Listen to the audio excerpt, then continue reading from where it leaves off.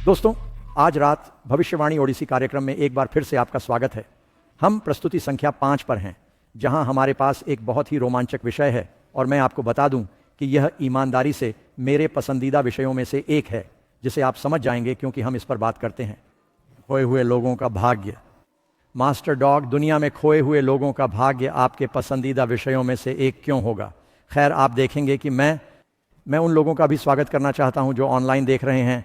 हम जानते हैं कि दुनिया भर में लोग हमारे साथ जुड़े हुए हैं और मुझे उम्मीद है कि मैं इन 15 अलग अलग भाषाओं के लिए स्पष्ट और धीरे धीरे बोल रहा हूं। जैसा कि मैं बोलता हूं, इसका अनुवाद किया जा सकता है। ये एक आश्चर्य की बात है कि आप वापस जाते हैं और आप वेबसाइट पर क्लिक करते हैं और मैं वास्तव में संदेशों के लिए अध्ययन नहीं करता हूं, मैं बस खुद को अरबी बोलते हुए सुनता हूं। ये बहुत अच्छा है। और तो हम बस उन लोगों का स्वागत करना चाहते हैं जो दुनिया भर में देख रहे हैं। हमें बहुत खुशी है कि आप हमारे दोस्तों के साथ जुड़ रहे हैं जो 3ABN और होप चैनल इंटरनेशनल और अन्य पर सुन रहे हैं। हम न्यूयॉर्क शहर में वापस आकर बहुत खुश हैं। जब मेरी उम्र बढ़ी और मेरी अधिकांश शिक्षा यहीं हुई, इसलिए एक तरह से यह आज रात घर आने जैसा है। दोस्तों, हम एक ऐसे विषय से निपटने जा रहे हैं जो कठिन है और मुझे लगता है कि उसी समय आप देखेंगे कि यह उत्साहजनक है और यह ईसाई धर्म और बाइबल की मूलभूत शिक्षाओं में से एक के बारे में एक बड़ी गलतफहमी के बारे में बात कर रहा है। बाइबल के आरंभ से बाइबल के अंत में इसकी चर्चा है। 2 गंतव्य, 2 नियति। बचाए गए और खोए हुए लोगों के बारे में हमने मसीह और शैतान, अच्छाई और बुराई, प्रकाश और अंधकार के बारे में बात की। यीशु ने कहा कि अगर तुम मेरे साथ नहीं हो तो तुम मेरे खिलाफ हो। 2 रास्ते हैं, 2 भाग्य हैं। क्या आप जीतने वाली टीम में शामिल होना चाहते हैं? क्या मैं सही कह रहा हूं? नहीं, मैं नहीं चाहता कि आप हारने वाली टीम पर अत्यधिक ध्यान केंद्रित करें, लेकिन हमें समझने की आवश्यकता है क्योंकि इसे न समझने से आपके विश्वास पर असर पड़ता है। इनाम के बारे में और पुरस्कार देने वाला, और इसीलिए यह विषय आज रात हमारे अध्ययन में इतना महत्वपूर्ण विषय है। आप जानते हैं, मैं हमेशा एक आश्चर्यजनक तथ्य से शुरुआत करना पसंद करता हूं। कुछ साल पहले करेन और मैं अद्भुत तथ्य बोर्ड के कुछ दोस्त थे। हम इटली गए और हमने पोम्पेई शहर का दौरा किया। यह मेरा दूसरा पहला मौका था। मैं 16 साल का था। मैं भूमध्य सागर में एक नाव पर रह रहा था और तब से उन्होंने बहुत अधिक खुदाई की है जो मैंने पाया। आपने शायद पोम्पेई और हरक्यूलियन शहरों के बारे में कहानी सुनी होगी कि वे माउंट वेसुवियस के आधार पर हैं। पृष्ठभूमि में एक विशाल ज्वालामुखी है और यहाँ तक कि बस्ती वर्साई से ही उन्होंने यह नोटिस करना शुरू कर दिया था कि ज़मीन कभी कभी हिलती थी और भूकंप आते थे और उन्हें ऐसा प्रतीत होने लगा था कि पहाड़ पर कुछ गतिविधियाँ बढ़ रही हैं और उभार आ रहा है। अगले 17 वर्षों तक ये चिन्ह बढ़ते रहे, लेकिन इन शहरों के लोगों को अब इसकी ज़्यादा चिंता नहीं थी। पोम्पेई और विशेष रूप से हरक्यूलियन पोम्पेई, वे कुछ रोमन साम्राज्य के लास वेगास जैसे थे। वास्तव में बहुत से सैनिक अपनी सज़ा पूरी करने के बाद वहाँ शरण लेने जाते थे। ये एक तरह का पुरस्कार था। और इस प्रकार 17 वर्षों के दौरान ज्वालामुखी के कंपन बढ़ गए, कुछ झरने सूख गए। उन्हें पता था कि बहुत भूकंपीय गतिविधि थी, लेकिन जीवन दिन ब दिन चलता रहा। लोग बस अपनी मौज मस्ती, सुख सुविधा और आनंद की खोज में डूबे हुए थे और फिर पूरी चीज़ उड़ गई। 69 ईस्वी में एक बहुत बड़ा विस्फोट हुआ था जिसने दोनों शहरों को राख और झांवा में दफन कर दिया था। और कुछ लोग जो तुरंत नहीं मरे थे, वे अति गर्म गैसों के पायरोक्लास्टिक बादल द्वारा मारे गए थे जो सुनामी की तरह पहाड़ से लुढ़क रहे थे और वे पहली बार सांस लेने पर जिंदा ही झुलस गए थे। खैर, सालों बाद, लगभग 1748 या 1600 साल बाद, उन्होंने कुछ खुदाई की और उन्हें राख के नीचे दबे खंडहर मिलने लगे। और उन्होंने देखा कि वे राख में इन गुहाओं में बार बार दौड़ रहे थे। और किसी ने कहा, तुम्हें पता है कि शायद वहाँ कुछ था? और इसलिए उन्होंने प्लास्टर ऑफ पेरिस को इन गुहाओं में डाल दिया और उन्हें भयानक सच्चाई का पता चला कि ये खोखले स्थान थे जहाँ लोग थे। उनकी हड्डियों के अलावा शरीर सड़ चुके थे और वे शहर के चारों ओर लोगों को देख पा रहे थे। हजारों लोग मर चुके थे। वे उसी स्थिति में थे और अपनी अंतिम छटपटाहट में मर रहे थे कि आपदा ने उन्हें जकड़ लिया। ये हमें एक और भयानक विनाश के बारे में सोचने पर मजबूर करता है जिसका बाइबल में जिक्र है। बस एक छोटा सा साइड नोट जिसके बारे में आप सोचना चाहेंगे। यरूशलेम को 70 ईसा पूर्व में टाइटस की सेनाओं द्वारा नष्ट कर दिया गया था। मैंने एक इतिहासकार को यह कहते हुए सुना कि जिस समय वे सेवा में थे उस समय के आधार पर संभवतः यरूशलेम के विनाश में शामिल कई सैनिक पोम्पेई में छुट्टियां मना रहे थे जब शहर नष्ट हो गया था। क्यों? बाइबल इसकी तुलना दुष्टों के विनाश से करती है।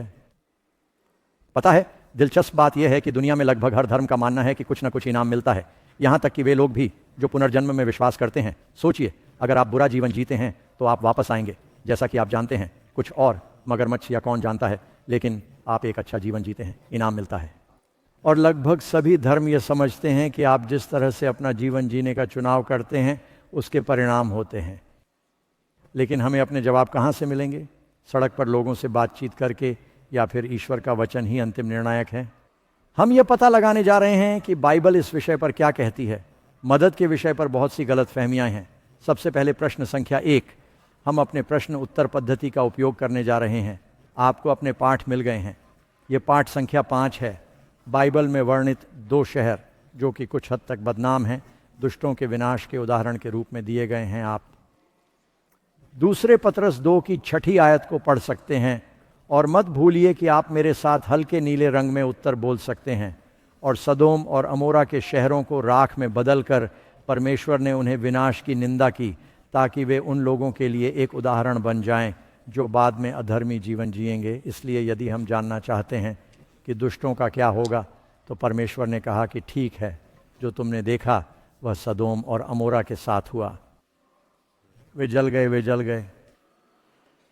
और आप यहाँ पढ़ सकते हैं कि यहूदा के पद 1 में पद 7 में सदोम और अमोरा को एक उदाहरण के रूप में प्रस्तुत किया गया है जो अनंत अग्नि का प्रतिशोध भुगत रहे हैं।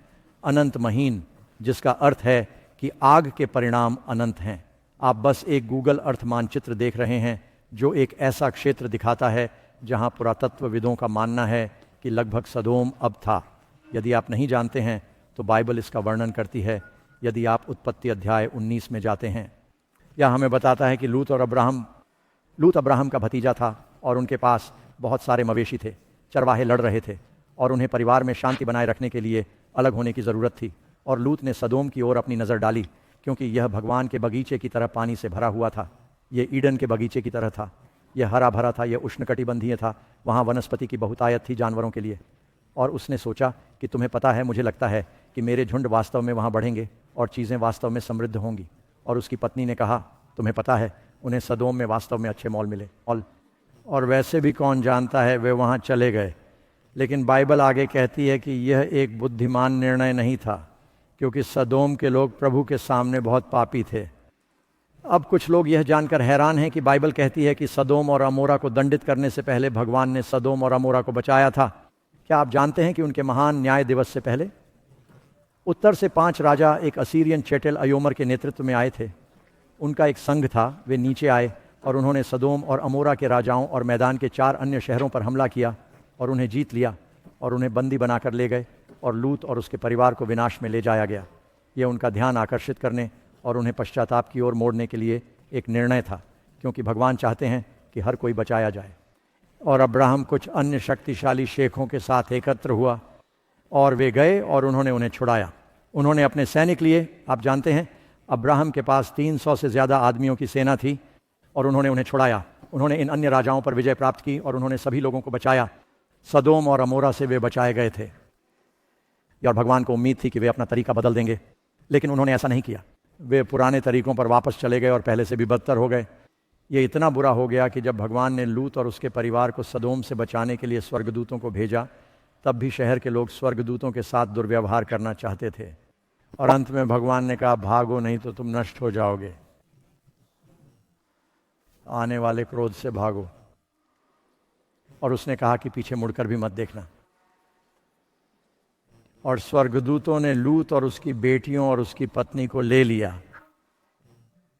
हाथ से पकड़कर मूलतः उन्हें शहर से बाहर खींचना पड़ा।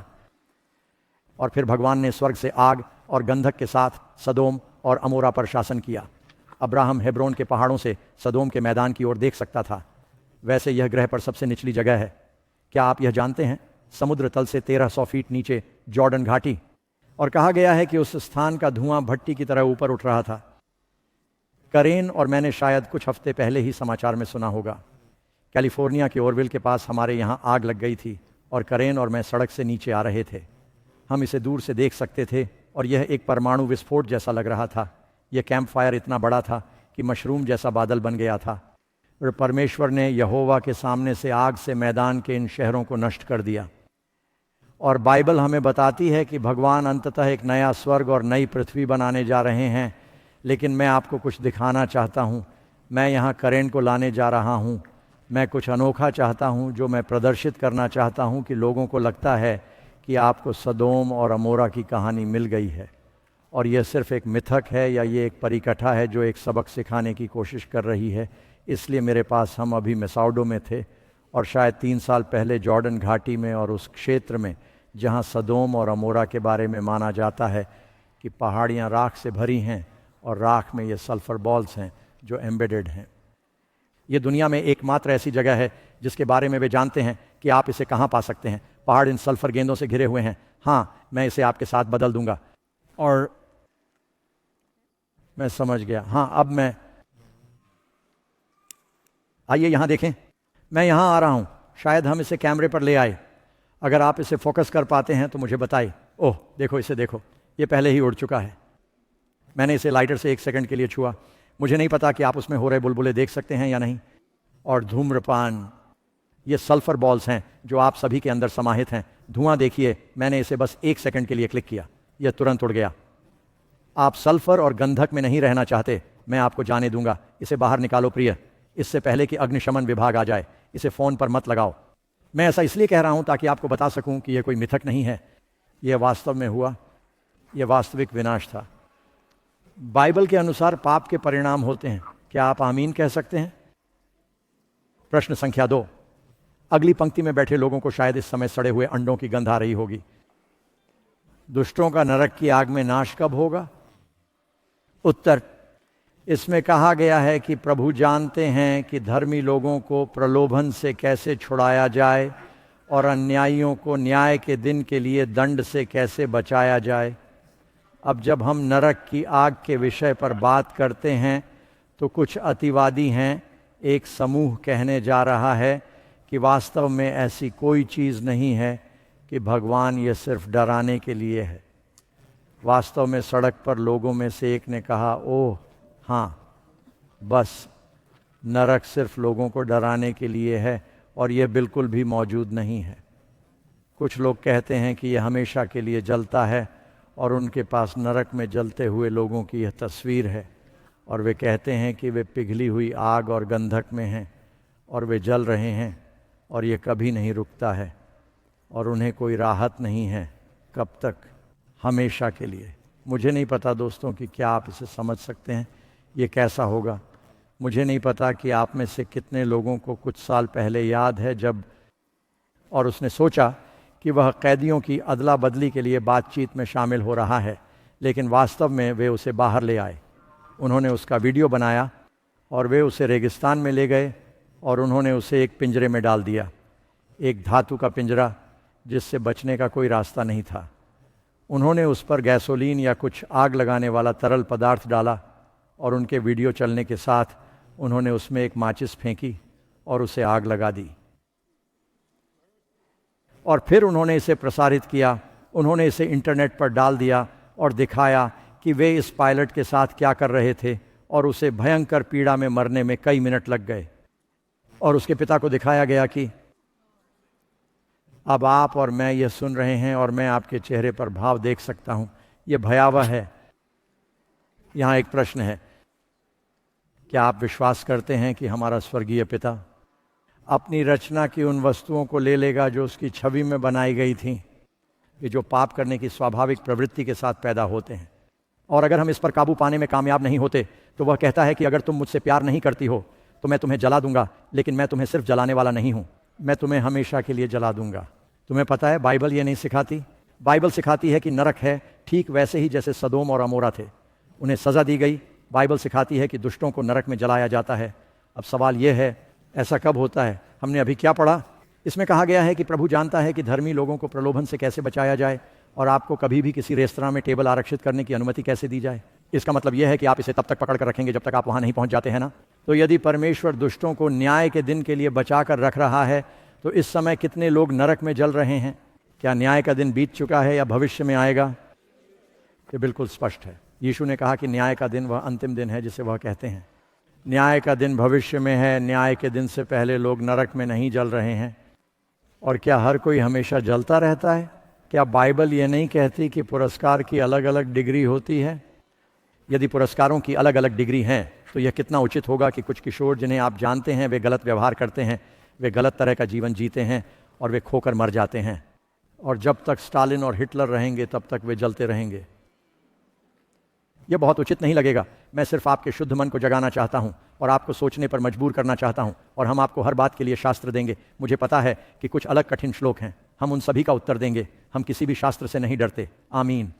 जो वचन मैंने कहा है वह उनका न्याय कब करेगा? अंतिम दिन।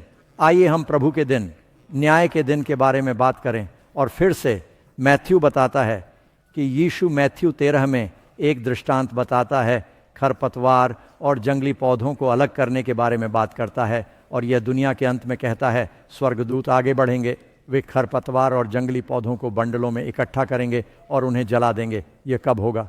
इस युग के अंत में मनुष्य का पुत्र अपने स्वर्गदूतों को भेजेगा। वे उन लोगों को इकट्ठा करेंगे जो अधर्म का अभ्यास करते हैं और उन्हें आग की भट्टी में डाल देंगे। अब क्या यह यीशु की शिक्षाओं से बिल्कुल स्पष्ट है कि एक सज़ा है? आप क्या सोचते हैं? हाँ, क्या यीशु की शिक्षा से यह स्पष्ट है कि आग लगने वाली है? इसमें शामिल हैं, हाँ बिल्कुल, नंबर 3। यदि मरे हुए दुष्ट अभी तक नरक में नहीं हैं, वे कहाँ हैं? क्या वे अधर्म में हैं? क्या वे यातना भोग में हैं? क्या वे, आप जानते हैं कि किसी मध्यम स्थान अब्राहम की गोद में हैं? कुछ लोग कहते हैं कि बाइबल क्या कहती है। यीशु ने कहा, जॉन 5:28 और 29, वह समय आ रहा है जब वह कहता है कि वह आ रहा है। क्या इसका मतलब अतीत या भविष्य है? वह समय आ रहा है जिसमें जो कुछ है वे कहाँ हैं? कब्रों में उसकी आवाज़ सुनेंगे, और जो लोग बुरे काम करते हैं वे दंड के पुनरुत्थान के लिए बाहर आएंगे। क्या आप जानते हैं कि बाइबल सिखाती है कि 2 पुनरुत्थान हैं? बाइबल हमें बताती है कि धर्मी लोगों का पुनरुत्थान होता है। मसीह में मरे हुए लोग पहले जी उठते हैं। अगर आपको पहला पुनरुत्थान मिला है तो इसका क्या मतलब है? कहीं तुम्हें क्या मिला? एक दूसरा। पहला एक अनुक्रमिक शब्द है। अगर कुछ और नहीं है तो पहले कहने का कोई मतलब नहीं है। कहते हैं कि यह पहला पुनरुत्थान है, और बाकी मरे हुए लोग 1000 साल पूरे होने तक फिर से जीवित नहीं होंगे। यह रहस्योद्घाटन अध्याय 20 है। तो यदि मसीह में मरे हुए लोग पहले हैं तो बाकी मरे हुए कौन हैं? जो मसीह से दूर हैं, वे खो गए हैं। यीशु ने कहा कि वे अपनी कब्रों में हैं। अब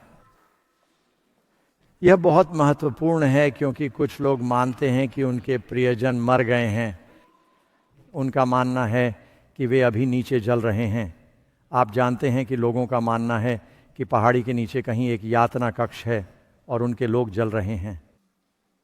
ये मुझे याद है कि मैं सुपरमार्केट में लाइन में खड़ा था और मैंने एक टैबलॉइड पत्रिका देखी जिसका कवरेज बहुत ही अपमानजनक था। कभी कभी आपको हंसना पड़ता है। और यह कहाँ, साइबेरिया में कुआं खोदने वाले लोग बहुत गहरे चले गए, राक्षस भाग निकले, और वे कहते हैं कि वे वास्तव में नरक में चले गए हैं और राक्षस भाग रहे हैं। और मुझे लगता है कि कुछ लोग ऐसा मानते हैं, लेकिन बाइबल ऐसा नहीं सिखाती। वे फिर से अपनी कब्रों में हैं। आपके लिए एक और आयत, अय्यूब गक्सटियस आयत 30 और 32। दुष्टों को कयामत के दिन के लिए सुरक्षित रखा गया है, उसे कहाँ लाया जाएगा? कब्र और कब्र के ऊपर रखी गई निगरानी कहती है कि वे अपनी कब्रों में हैं, वे कब्र में हैं, उन्हें उनकी कब्रों में लाया गया है। वे न्याय के दिन का इंतज़ार कर रहे हैं। आप जानते हैं, मेरा मानना है कि ऐसे लोग हैं जो पागलपन की हद तक यह सोचकर प्रेरित हो गए हैं कि उनका कोई प्रिय व्यक्ति मर गया है, और वे जब धरती पर चलते हैं तो ये लोग आग की लपटों में तड़पते, चीखते और चिल्लाते हैं। मैं कई साल पहले एक ईसाई रेडियो स्टेशन सुन रहा था और लोग बाइबल से प्रश्न पूछते थे और बाइबल से जुड़े सवाल हर जगह थे। मेरा मतलब है कि स्टेशन पर कुछ अच्छा संगीत था और उन्होंने बाइबल की अच्छी बातें पढ़ी थीं, लेकिन जब यह आदमी आया और सवालों के जवाब देने लगा तो मुझे उससे बहुत परेशानी हुई। और मुझे याद है कि एक बार एक माँ ने फ़ोन किया और आप उसकी आवाज़ में दरार से बता सकते थे कि वह स्पष्ट रूप से बहुत दुख में थी। और उसने कहा कि भाई फलां पादरी से बात कर रहे हैं, जो कार्यक्रम का मेज़बान है। उसने कहा कि मेरा बेटा कुछ दिन पहले एक कार दुर्घटना में तुरंत मर गया। उसने ईश्वर में विश्वास करने का कोई दावा नहीं किया। वह एक अधर्मी जीवन जी रहा था और मुझे अभी पता चला है क्या वह अभी नरक में जल रहा है। पहले तो उसने सवाल टालने की कोशिश की। उसने कहा नहीं नहीं, मैं बस आपको बता रही हूँ कि अगर कोई सबूत है कि कोई व्यक्ति खो गया था तो उसने भगवान को कोसा और एक दुष्ट जीवन जिया और वह एक पेड़ से टकरा गया और तुरंत मर गया। वह नरक में जल रहा है। और अंत में एक सीधा जवाब देने से बचने की कोशिश करने के बाद उन्होंने कहा, ठीक है, आप जानते हैं कि बाइबल के अनुसार अगर वह मसीह के बिना मर गया तो बिना आगे बढ़े उसका अगला पड़ाव नरक में जाना है, नरक की आग में। और वो वहाँ कितने समय तक रहेगा? हमेशा के लिए। अब क्या आपने कभी सोचा है कि कैसे हमेशा के लिए? वो कितना लंबा है? इसका मतलब ये है कि यदि कोई व्यक्ति मर जाता है और वह नरक में जल रहा है तो आप 1 मिनट के लिए खुद को जलाइए। एक व्यक्ति मर जाता है और वह नरक में चला जाता है, अर्थात अब से 10 लाख वर्ष बाद आप सतह पर तैरने की कोशिश करते हैं और मदद के लिए पुकारते हैं और भगवान कहते हैं कि आपने अभी भी शुरुआत नहीं की है। आप कभी भी शुरुआत तक नहीं पहुंच पाते। आप पीड़ा, दुख और चीखती हुई तीव्र जलन वाली पीड़ा को महसूस करना कभी बंद नहीं करते। हमेशा हमेशा के लिए पापों के लिए एक जीवन काल का ईस्वी सन 90 वर्ष कितने लंबे होते हैं? अनंत काल की तुलना में यह अस्तित्वहीन है।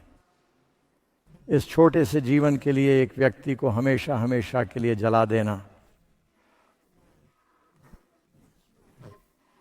कृपया न्याय की व्याख्या करें। और जब आप कुछ पादरियों से पूछें, मैंने कहा ठीक है, हम कौन हैं? हम नहीं समझते कि पाप कितना बुरा है और वह भगवान है और यही सज़ा है। अब मैं आपको कुछ सोचने के लिए प्रेरित करता हूं दोस्तों। ईमानदारी से कहूं तो आप में से कितने लोग इंसान होने के नाते यह बात स्वीकार करेंगे? पाप करो और परमेश्वर की महिमा से रहित हो जाओ। बाइबल कहती है कि हम सभी ने पाप किया है। हम सभी में एक स्वाभाविक प्रवृत्ति होती है पाप करना, और फिर उस व्यक्ति को अनंत काल तक यातना देना जिसे आपने बनाया है। आप ज़ाहिरा तौर पर प्यार करते हैं और आप एक न्यायप्रिय देवता हैं, हमेशा हमेशा के लिए, बहुत ही संक्षिप्त जीवन के पापों के लिए। समझ आया? ये बाइबल से नहीं है, मैं आपको बाइबल से दिखाने जा रहा हूं। आमीन।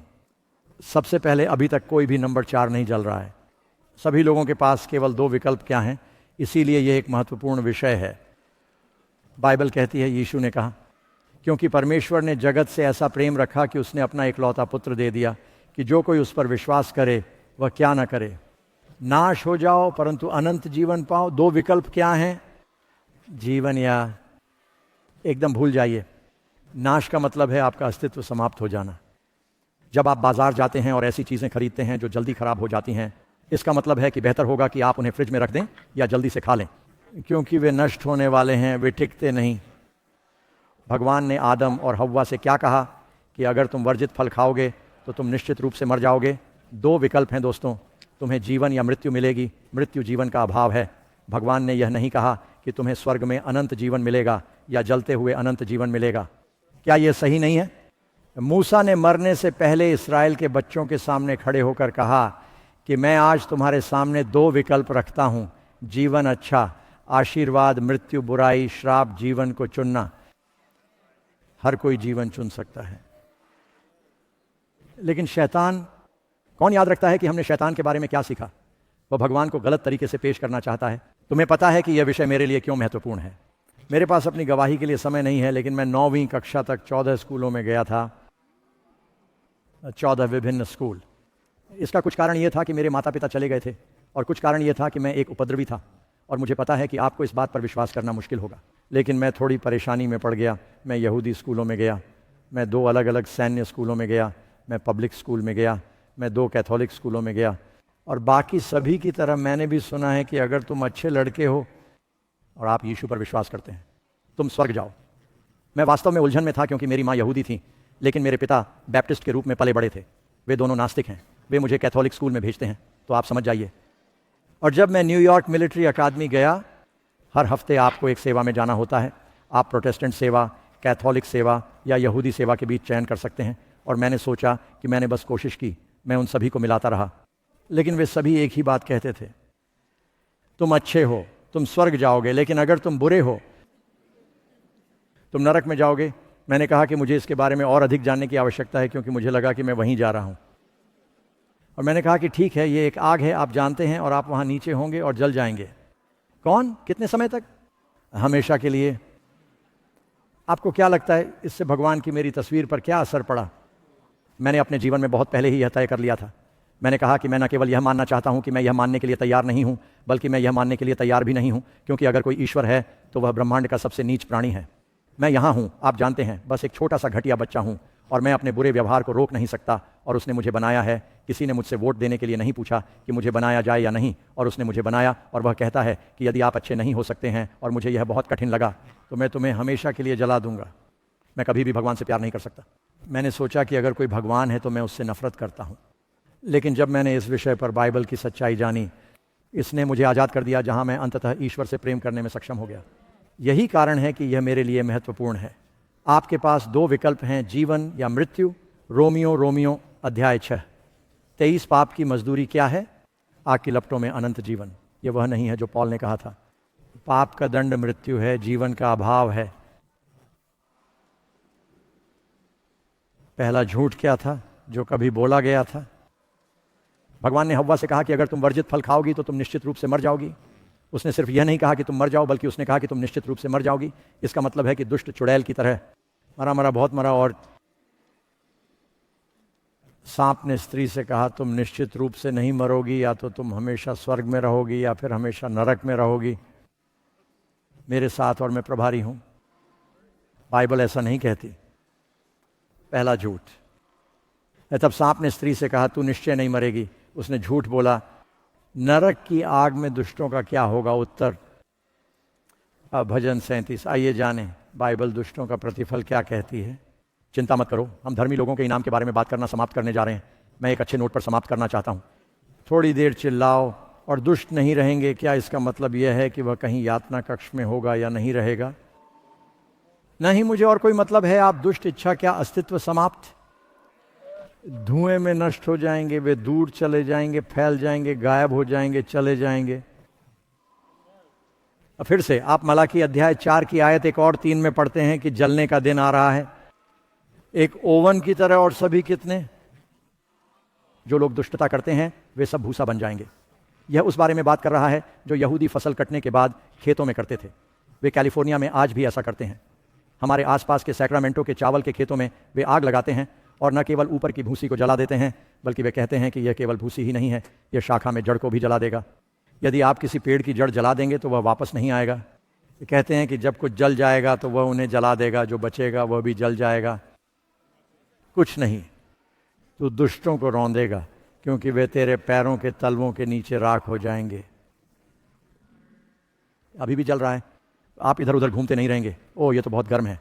जैसे कि आप फिजी की आग पर चलने वाले व्यक्ति हैं। वे चले गए हैं, वे जल रहे हैं, और वह उस पर एक नया आकाश और एक नई पृथ्वी बनाने जा रहा है। तो संख्या 6 कहाँ? क्या अब नरक की आग स्थित होगी? ये बात लोगों को हैरान कर रही है। बहुत से लोगों को यह विश्वास करना सिखाया जाता है कि अब मुझे यहाँ रुकना चाहिए, और आप समझ जाएंगे कि बाइबल में 4 शब्द क्यों हैं जिनका अनुवाद नरक के रूप में किया गया है। पुराने नियम में सबसे आम शब्द है शियोल। शियोल का सीधा अर्थ है कब्र। यह एक हिब्रू शब्द है जिसका अर्थ है कब्र। वह नीचे जाएगा। लोग सोचते हैं कि नरक कहीं नीचे जलती हुई ज्वालामुखी गुफा है, क्योंकि यह नीचे शियोल में लिखा है, क्योंकि यहूदियों ने अपने मृतकों को वहीं दफनाया था जहाँ कुछ मूर्ति पूजकों ने अपने मृतकों का अंतिम संस्कार किया था। कुछ ने तो ज़मीन के ऊपर भी, लेकिन यहूदियों ने उन्हें दफनाया था, इसीलिए उन्होंने हमेशा कहा कि शियोल में नीचे। तो फिर आपको शब्द मिल गया हेडिस, जो कि ग्रीक पौराणिक कथाओं से है। हेडिस एक ऐसा स्थान था जिस पर प्लूटो देवता का शासन था, जो नरक के शिकारी कुत्तों का प्रभारी था। और शैतान के बारे में हमारे बहुत सारे मिथक प्लूटो की इस अवधारणा से आते हैं। आपके पास टार्टरस शब्द था। टार्टरस का मतलब सिर्फ अंधकार का स्थान है। बाइबल में इसका सिर्फ एक बार ही इस्तेमाल हुआ है। फिर आपको गेहिन्ना शब्द मिला। अब ये एक ऐसा शब्द है जिसने लोगों को भ्रमित कर दिया है, क्योंकि यरूशलेम के बाहर उनके पास हिन्नोम की घाटी नामक कुछ है। ये भी गेहिन्ना है, वही शब्द, वही जगह। ये शहर का कूड़ा घर था और यह एक बहुत ही खड़ी घाटी थी जो पथरीली थी और निर्माण के लिए अच्छी जगह नहीं थी। यह शहर के फाटकों से बहुत दूर नहीं था। लोग शहर से कूड़ा कचरा बाहर ले जाते थे और इसे हिन्नोम की घाटी में फेंक देते थे। अब हिन्नोम की घाटी को शहर का कूड़ा कचरा बनाने का एक कारण यह है कि इस्राएल के कुछ पुराने राजा ईश्वर से दूर हो गए थे और उन्होंने वहाँ मूर्ति पूजक मूर्तियाँ स्थापित कर दी थीं और इसे मूर्तियों और मूर्ति पूजक देवताओं के लिए एक पवित्र स्थान बना दिया था। और इसलिए ईश्वरीय राजा आए, उन्होंने कहा कि हम इसे अपवित्र करने जा रहे हैं और इसे कूड़ा कचरा बना देंगे। याद रखें, नबूकदनेस्सर ने कहा था कि जो कोई भी दानियेल के ईश्वर की पूजा नहीं करता है उसका घर तोड़ दिया जाएगा और उसे कूड़ेदान में बदल दिया जाएगा। यह उन चीज़ों में से एक है जो उन्होंने किसी स्थान को अपवित्र करने के लिए की थी। और इसलिए यह कीड़ों से भरा था, क्योंकि आप जानते हैं कि वे मृत जानवरों को वहाँ फेंक देते हैं जो अशुद्ध थे और उनके पास सुलगती हुई टोकरियाँ होती थीं। वे गैसों को कम रखने के लिए इसे जला देते थे। और इसलिए यीशु ने कहा कि तुम्हारे लिए बेहतर है कि तुम अपना हाथ काट दो या एक आँख निकाल लो और अपंग होकर स्वर्ग जाओ, बजाय इसके कि तुम्हारी आँख और तुम्हारा हाथ और तुम्हारा पैर हो और तुम गेहना में जाओ जहाँ कीड़ा नहीं मरता और आग नहीं बुझती। यीशु क्या कह रहे थे कि तुम बेहतर हो, और मैं क्या हर कोई समझता है कि अतिशयोक्ति क्या है? रूपक, क्या यहाँ कोई भी विश्वास करता है कि हम एक आँख, एक पैर या एक हाथ खोकर स्वर्ग जा रहे हैं? यीशु कह रहे हैं कि यदि आपके पास कोई ऐसा पाप है जो आपके हाथ, आपके पैर या आपकी आँख के जितना ही करीब है और यह आपको खो देने वाला है, तो उसे काट डालिए, चाहे वह कितना भी कठोर क्यों ना हो। आपके लिए अपंग होकर स्वर्ग में प्रवेश करना बेहतर है, नरक में पूरे शरीर के साथ जाने से बेहतर है। वह कूड़ा घर जहाँ दुष्टों को दंड दिया जाएगा, और वह शहर के बाहर घाटी की ओर इशारा करता है जहाँ यह सुलग रहा है, और यह उन कीड़ों से भरा है जो मरते नहीं हैं। कीड़े जो खा रहे हैं, यह उस बारे में बात नहीं कर रहा है। लोग हमेशा कीड़े द्वारा खाए जाएंगे, हमेशा और हमेशा के लिए। यह एक रूपक है। तो नरक कहाँ जलेगा? क्या यह कहीं नीचे एक गुफा में है? क्या आपको पता है कि उनके पास सोने की खान है? दक्षिण अफ्रीका। मैं अपने बेटे के साथ वहाँ गया था और यह इतना गहरा है कि आप पृथ्वी के आवरण के करीब पहुँच जाते हैं। यह वास्तव में गर्म है। वे बेचारे लोग वहाँ काम कर रहे हैं, उन्हें हर समय ठंडी हवा देनी पड़ती है और वे लगभग 120 डिग्री तापमान में काम कर रहे हैं वहाँ नीचे। क्या यही नरक है? तुम्हें पता है नरक कहाँ जलने वाला है? यही न्यूयॉर्क शहर में यह है। बाइबल कहती है कि आप पढ़ सकते हैं। दूसरे पत्रस अध्याय 3 में लिखा है कि जब पृथ्वी के तत्व बहुत ही अधिक गर्म होकर पिघल जाएंगे, तब पृथ्वी और उस पर के काम क्या होंगे? जल गया। ये फिर से यही होने जा रहा है। आप पढ़ सकते हैं कि यह हमें एक रहस्य उद्घाटन में कहाँ बताता है। श्लोक 9, वे पृथ्वी की चौड़ाई पर चढ़ गए और संतों के शिविर को घेर लिया। प्रिय शहर व नया यरूशलेम है और स्वर्ग से भगवान की ओर से आग नीचे आती है और उन्हें भस्म कर देती है। मैं इस आभासी वास्तविकता के बहुत करीब नहीं जाना चाहता, क्योंकि मैं नहीं देखना चाहता। यहाँ मुझे यह पता लगाना है कि वे क्या करने में सक्षम हैं। मुझे आश्चर्य है कि क्या मैं इससे गुजर सकता हूँ। नहीं, मैं इसकी कोशिश भी नहीं करने वाला हूँ। यह गलत शब्द चित्र है। तो फिर नरक कहाँ जलने जा रहा है? आग धरती पर उतरती है। परमेश्वर इस संसार को आग से शुद्ध करने जा रहा है और शुद्ध की गई राख पर। इसीलिए यह कहा गया है कि तुम नए यरूशलेम से आगे जाओगे, तुम दुष्टों को कुचल दोगे, क्योंकि वे तुम्हारे पैरों के तलवों के नीचे की राख हैं। क्योंकि धन्य हैं वे जो नम्र हैं, वे क्या उत्तराधिकार में पाएंगे। पृथ्वी पर यह ठीक है, क्योंकि भगवान एक नया स्वर्ग बना रहे हैं। वहाँ स्वर्ग शब्द का अर्थ वह नहीं है जहाँ वह रहते हैं। इसका अर्थ है एक नया वातावरण और एक नई पृथ्वी। हमारा वातावरण प्रदूषित है, हमारी धरती प्रदूषित है। वह इस ग्रह को फिर से बनाने जा रहा है। भगवान ने शुरू में ही एक योजना बना रखी थी। वह अपनी परिपूर्ण योजना को पूरा करने जा रहा है। आप इस पर विश्वास करें दोस्तों। तो नरक के बारे में एक और बड़ा मिथक। कौन बड़ा है और नरक का प्रभारी कौन है? ओ करेंट कहती है कि मैं रिवर्स से चूक गई, मुझे बैकअप लेने दो। वे बोले, मैंने ये पढ़ा है ना। वे पृथ्वी की चौड़ाई पर चढ़ गए, उन्होंने संतों के शिविर को घेर लिया। प्रिय शहर और स्वर्ग से भगवान की ओर से आग उतरी और उन्हें भस्म कर दिया। इसलिए यह वहाँ नीचे आ रहा है। हम पृथ्वी पर हैं जब यह नीचे आता है और उन्हें भस्म कर देता है। तो फिर नरक की आग का प्रभारी कौन है? क्या यह शैतान है? आप में से कितने लोगों ने चुटकुले सुने हैं कि आप जानते हैं कि सेंट पीटर गोल्डन गेट के प्रभारी हैं और हर किसी को अंदर जाने के लिए सेंट पीटर के पास जाना पड़ता है। और मैंने सेंट पीटर के बारे में कुछ बहुत ही मज़ेदार चुटकुले सुने हैं जो स्वर्ग में जाने वाले लोगों की जांच करते हैं और फिर उन्हें पता चलता है कि शैतान नरक का प्रभारी है। आप में से कितने लोगों ने पहले ऐसा सुना है? और यही कारण है कि उनके पास जाहिर तौर पर यह बड़ा पिचफोर्क ट्राइडेंट है। ये नीचे एक बड़ी बारबेक्यू की तरह है। वह सुनिश्चित करता है कि लोग समान रूप से पकाए गए हैं और हर बार उसे पलटते हैं। मुझे नहीं पता कि वह क्या कर रहा है, लेकिन क्या बाइबल यही सिखाती है? शैतान नरक का प्रभारी है। बेशक हमने सीखा है कि शैतान ऐसा नहीं दिखता है।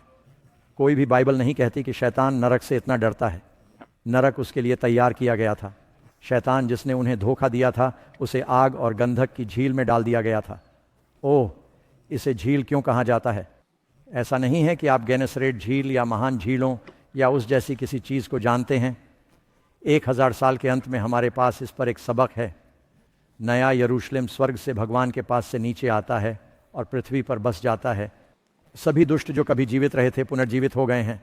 शैतान सभी दुष्टों को देखता है जो कभी जीवित रहे हैं। उन्हें कभी कभी गोग और मागोग कहा जाता है और वह उन्हें एक के खिलाफ इकट्ठा करता है। भगवान के शहर के खिलाफ अंतिम हमला, उन्हें महान श्वेत सिंहासन न्याय का न्याय किया जाता है। शैतान दिखाता है कि वह नहीं बदला है। और इसमें कहा गया है कि फिर भगवान ने आग बरसाई और उसी तरह भगवान ने नूह के समय में दुष्टों को नष्ट करने के लिए पानी बरसाया जब तक कि नाव तैरने नहीं लगी। भगवान नए यरूशलेम के बाहर आग बरसाने जा रहे हैं। केवल जहाज़ में रहने वाले लोग ही बचेंगे, केवल शहर में रहने वाले लोग ही बचेंगे। और यह एक झील बनाने जा रहा है। चिंता मत करो, दीवारें बड़ी हैं और तुम सुरक्षित रहोगे, क्योंकि यीशु नूह है और उसने शहर का निर्माण किया। वह हमारा नूह है, इसीलिए बोलने के लिए और बाहर का हर व्यक्ति नष्ट हो गया है। यह एक झील बनाने जा रहा है और वह झील पुरानी बाढ़ की तरह दुनिया को शुद्ध करती है। वह आग्रह को शुद्ध करने जा रही है और फिर भगवान एक नया स्वर्ग और एक नई पृथ्वी बनाएंगे। शैतान नरक का प्रभारी नहीं है, वह इससे डरता है। वह बहुत क्रोध के साथ नीचे आया है क्योंकि वह जानता है कि उसका समय कम है। आप दूसरे पतरस और यहूदा की पुस्तक में पढ़ते हैं कि जब यीशु शैतानों को निकाल रहा था, तब शैतानों को अंधकार की अनंत जंजीरों में रखा गया था। शैतान बोलते थे और कहते थे कि हम जानते हैं कि तुम कौन हो, यीशु परमेश्वर के पुत्र। क्या तुम समय से पहले हमें पीड़ा देने आए हो? क्या वे जानते हैं कि आगे क्या होने वाला है? वे इसके प्रभारी नहीं हैं, वे इससे डरते हैं। यही कारण है कि आप बुरे स्वर्गदूतों का अनुसरण नहीं करना चाहते हैं, या आप उनके इनाम को साझा नहीं करना चाहते हैं, या आप जाना चाहते हैं। अंत में यीशु भेड़ों को बकरियों से अलग करने जा रहा है। वह बकरियों से कहेगा, तुम शापित लोगों से दूर हो जाओ और उस अनंत आग में जाओ जो शैतान और उसके दूतों के लिए तैयार की गई है। और वह दुष्टात्माओं से कहेगा, वे उस इनाम को प्राप्त करेंगे जो शैतान के लिए तैयार किया गया था। और जो अपने भाइयों से प्रेम रखते हैं और प्रभु से प्रेम रखते हैं, उनसे वह कहेगा, अच्छा किया अच्छे और विश्वास योग्य सेवक, प्रभु के आनंद में प्रवेश करो। मित्रों, 2 विकल्प हैं और परमेश्वर आपको अपने राज्य में चाहता है। यही कारण है कि आप यहाँ हैं, चाहे आप टीवी या इंटरनेट पर देख रहे हों या आप यहाँ व्यक्तिगत रूप से हैं। परमेश्वर चाहता है कि आप सच्चाई सुने, क्योंकि वह चाहता है कि आप बच जाएं। यीशु आपको बचा सकता है। हाँ, वह कर सकते हैं। ये संख्या 8, क्या नरक की आग कभी बुझेगी? या फिर यहाँ एक बड़ा सवाल है कि क्या यह हमेशा जलता रहेगा? यही तो हम जानना चाहते हैं।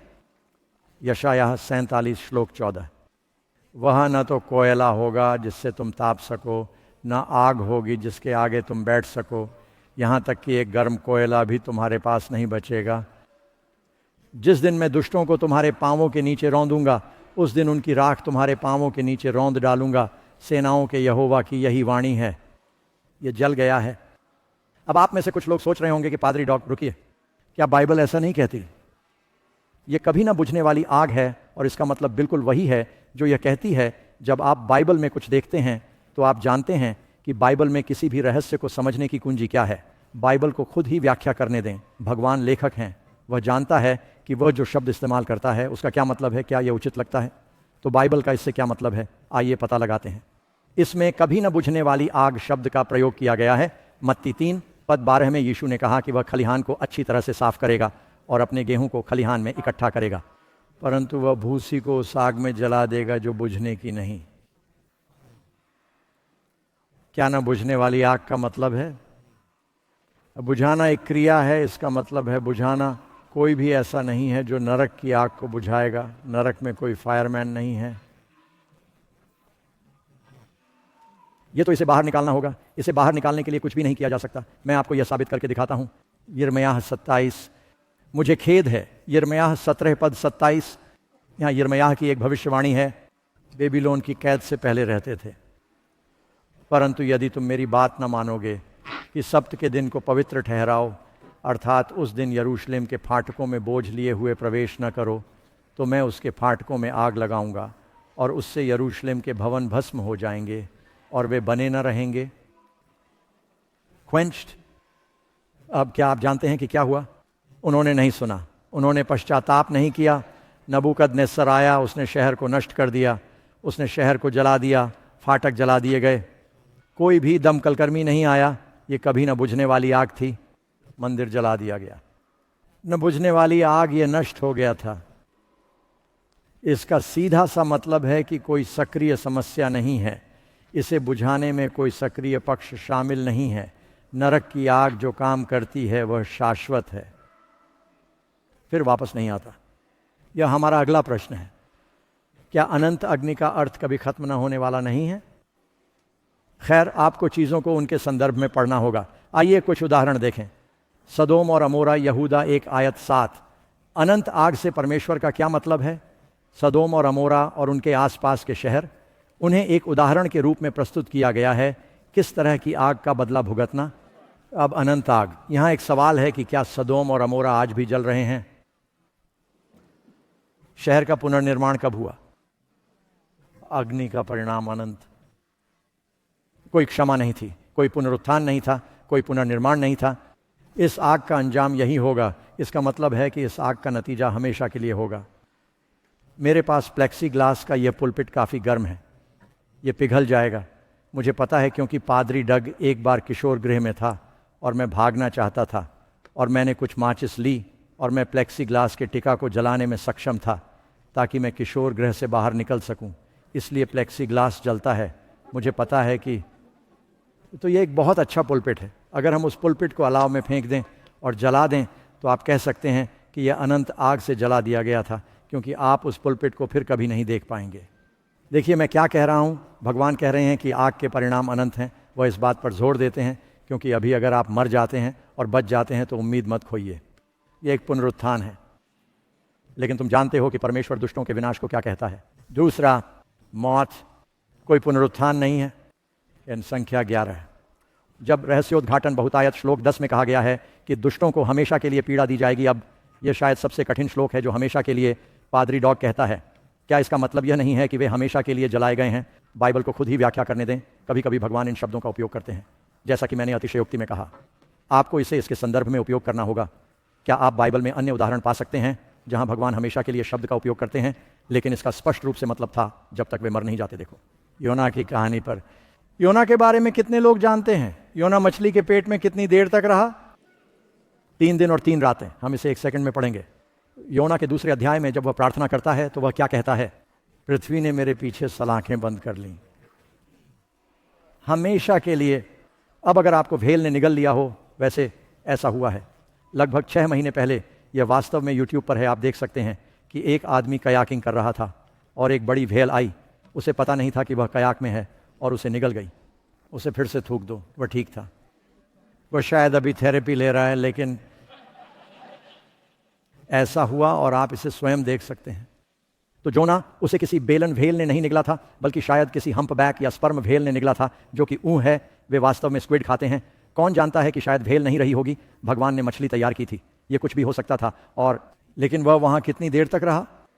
आपने योना अध्याय 1 में पढ़ा, जिसमें कहा गया है, और योना 3 दिन और 3 रात मछली के पेट में था, जो मसीह के कष्टों का एक प्रकार है। यीशु ने कहा कि इस पीढ़ी को कोई संकेत नहीं दिया जाएगा, लेकिन योना का संकेत मैथ्यू अध्याय 12। जबकि योना 3 दिन और 3 रातों तक बड़ी मछली के पेट में था, इसलिए मनुष्य का पुत्र 3 दिन और 3 रातों तक पृथ्वी के हृदय में रहेगा। पृथ्वी का हृदय मसीह के कष्टों का वर्णन कर रहा है, जो कब्र में गुरुवार रात से शुरू हुए थे। यीशु ने हमारे पापों के लिए गुरुवार रात, शुक्रवार रात, शनिवार रात को अंतिम भोज के बाद कष्ट सहना शुरू किया। वह रविवार सुबह जी उठे। आमीन। तो योना ने 3 दिन 3 रातें की। उसने इसे हमेशा के लिए कहा। आप जानते हैं कि यीशु ने उसी तरह दुख उठाया जिस तरह खोए हुए लोग उठाएंगे। यह अनंत काल जैसा लगता है। क्या आप कल्पना कर सकते हैं कि आप 3 दिन और 3 रात अंधेरे में एक समुद्री राक्षस के बीच रह रहे हैं? उस व्हेल ने शायद दोपहर के भोजन में जेलीफिश खाई होगी और फिर आप अंधेरे में सुशी के साथ वहाँ होंगे। क्या आप ऐसा कर सकते हैं? ऐसा लगता है कि यह हमेशा के लिए है। आमीन। आप में से कितने लोगों ने इस शब्द का इस्तेमाल किया है? आपने कहा, यार मैंने बहुत दिनों से कुछ नहीं खाया है, मैंने उन्हें बहुत दिनों से नहीं देखा है। तो अब आप संदर्भ को देखें। जब भगवान हमें अनंत जीवन का वादा करते हैं, हम संदर्भ से जानते हैं कि यह अनंत है, क्योंकि बहुत सारे अन्य अंश हैं। यहाँ एक और है। हन्ना अपने बेटे को मंदिर में लेकर आती है और वह कहती है कि यदि आप मुझे एक लड़का देंगे तो मैं उसे प्रभु के पास ले आऊँगी ताकि वह मंदिर में प्रभु के सामने हमेशा सेवा कर सके। तो क्या उसने अपना वादा निभाया? क्या शमूएल मंदिर गया था? कैसे? उन्होंने कितने समय तक सेवा की? अपना शेष जीवन, जब तक उसकी मृत्यु नहीं हो गई, हमेशा के लिए, जब तक वह मर नहीं गया, तब तक इब्रानियों के पास एक कानून था कि अगर आपके पास कोई नौकर है 7 साल के बाद आप अपने हिब्रू नौकर को आज़ाद कर सकते हैं। लेकिन अगर आपका हिब्रू नौकर कहता है, आप जानते हैं मुझे आपकी सेवा करना अच्छा लगता है, मैं आपका नौकर रहना चाहता हूँ, वह एक अनुष्ठान से गुजरेगा और यह कहता है और वह हमेशा के लिए आपका नौकर रहेगा। उसके मरने तक इसका क्या मतलब था? सही। इसलिए जब यह दुष्टों को आग की झील में नष्ट किए जाने की बात करता है तो इसका कारण यह है कि दिन और रात इसलिए कहा जाता है क्योंकि शैतान संभवतः दिन और रात जलता रहेगा ना। लेकिन आप जानते हैं कि आखिरकार शैतान जला दिया जाता है। यह हिजकेल पढ़ें 28, इसमें लिखा है कि तुम कभी भी और नहीं रहोगे। अब वो उसे नष्ट करने जा रहा है। आप अब और नहीं रहेंगे। जिस तरह से यह वास्तव में पढ़ता है वह अस्तित्व में नहीं रह गया है। संख्या 12। मैं बहुत दूर कूद गया हूं। क्या अब आत्मा और शरीर दोनों नरक में नष्ट हो जाते हैं? यह एक है। आपको यह सुनना चाहिए दोस्तों। लोग ठीक सोचते हैं, हाँ पादरी, यह बिल्कुल स्पष्ट है कि शरीर जल जाता है लेकिन आत्मा हमेशा के लिए तड़पती है। यीशु ने क्या कहा? और यह बहुत स्पष्ट है, हमारी आत्मा और शरीर दोनों नरक में नष्ट हो गए। मत्ती 10 अध्याय 28 श्लोक में मसीह ने कहा, जो शरीर को मारते हैं उनसे मत डरो, पर वे आत्मा को नहीं मार सकते, बल्कि उससे डरो, अर्थात उस ईश्वर से जो आत्मा और शरीर को नरक में नष्ट करने में सक्षम है। नरक में कितना विनाश होता है। यीशु ने क्या कहा? आत्मा और शरीर तुम चले गए हो। याद रखें, उसने कहा था कि तुम पाप करोगे तो मरोगे, मुझ पर विश्वास करो, तुम नाश नहीं होगे, तुम जीवित रहोगे, तुम्हें सज़ा मिलेगी। हर किसी को उसके हक के हिसाब से सज़ा मिलती है। क्या आप जानते हैं कि पुरस्कार की राशि अलग अलग होती है? कभी कभी यीशु ने कहा है कि यदि आप धार्मिकता के कारण कष्ट सह रहे हैं या सताए जा रहे हैं तो स्वर्ग में आपका प्रतिफल महान है। और यीशु ने यहूदा के विषय में पिलातुस से कहा कि उस आदमी के लिए अच्छा होता यदि वह पैदा ही ना होता। तुम न्याय के दिन यहूदा बनकर कैसा महसूस करोगे और यह जानोगे कि तुमने यीशु को धोखा दिया है? या हिटलर या पोल पोट या इतिहास के इनमें से कुछ तानाशाह बने। इनाम की अलग अलग डिग्री होती है। मैं सिर्फ स्वर्ग जाना ही नहीं चाहता, मैं चाहता हूं कि वह तुम्हारे इनाम के तौर पर महान कहे, आमीन। या आप में से कुछ लोग सोच रहे होंगे कि मैं बस वहां जाना चाहता हूं। या आप में से कुछ लोग सोच रहे हैं कि ईमानदार बनो, मैं कितना पाप करूं और फिर भी वहां पहुंच जाऊं। गलत रवैया। आप देखना चाहते हैं कि आप किनारे से कितनी दूर हो सकते हैं, आमीन। नरक की आग किसके लिए जलाई जाती है? यह हिजकेल की एक और आयत कहती है कि जो आत्मा पाप करती है वह मर जाएगी। यह शब्दकोश की परिभाषा की तरह है, सिर्फ शरीर ही नहीं, पाप करने वाली आत्मा भी मरेगी। नरक की आग किसके लिए जलाई जाएगी? मैथ्यू 25:40, एक मेरे पास से चले जाओ, तुम शाप देते हो अनंत आग में किसके लिए तैयार किया गया है? शैतान नरक तुम्हारे लिए नहीं बनाया गया है। यदि तुम नरक में जाते हो तो इसका कारण यह है कि तुमने गलत नेता का अनुसरण किया है। शैतान और उसके स्वर्गदूतों के लिए तैयार किया गया। अच्छे स्वर्गदूत हैं और बुरे स्वर्गदूत हैं जिन्हें हमेशा के लिए जंजीरों में बांध कर रखा जाता है। संख्या 14। बाइबल परमेश्वर द्वारा दुष्टों के विनाश का उल्लेख किस प्रकार करती है? बाइबल हमें बताती है कि प्रभु क्रोधित होंगे ताकि वह अपना काम, अपना विस्मयकारी काम कर सकें और अपने अनोखे कार्य को अंजाम दे सकें। ईश्वर प्रेम, सृजन, जीवन, आशीर्वाद और भलाई का ईश्वर है। वह नहीं चाहता कि कोई भी दुख भोगे। यहाँ कौन किसी चीज़ को कष्ट में देखना चाहता है?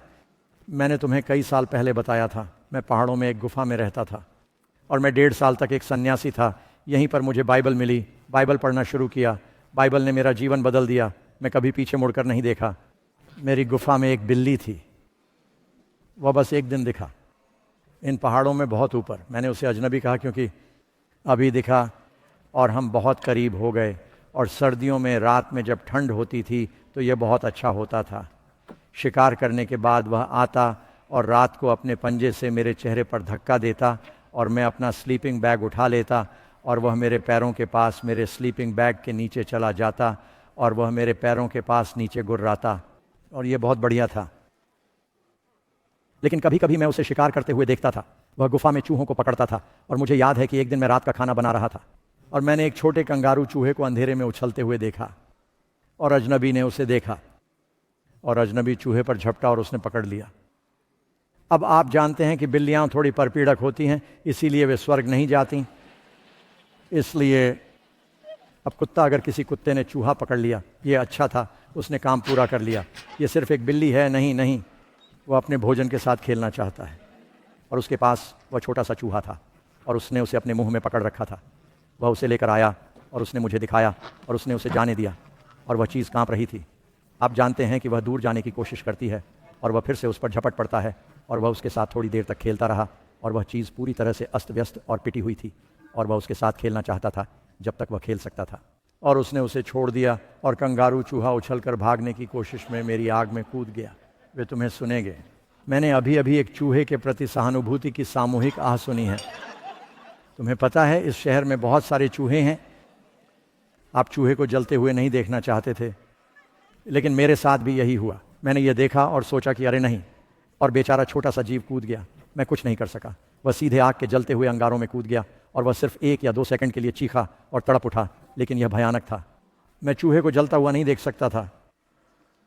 कौन किसी चीज को पीड़ित देखना चाहता है? क्या आप भगवान से भी अधिक प्रेमपूर्ण हैं? क्या आप भगवान से भी अधिक दयालु हैं? जब ईश्वर दुष्टों को दंड देता है तो आप सोचते हैं कि वह धर्मी लोगों को यह देखने के लिए पॉपकॉर्न परोस रहा है और इसलिए इसमें कोई खुशी है कि इससे उसका दिल टूट जाता है। परमेश्वर नहीं चाहता कि हम नाश हों, वह चाहता है कि आप बच जाएं। उसने अपने बेटे को दे दिया। लेकिन बाइबल में यह स्पष्ट है कि भाग्य क्या है। सुनो शब्दों को। दुष्टों का क्या होगा? वे खाए जाते हैं, वे भस्म हो जाते हैं, वे नष्ट हो जाते हैं। वे तो मुर्दे हैं, वे अब नहीं रहे, वे दूसरी मौत, वे नष्ट हो गए हैं। ये वे शब्द हैं जिनका उपयोग बाइबल करती है।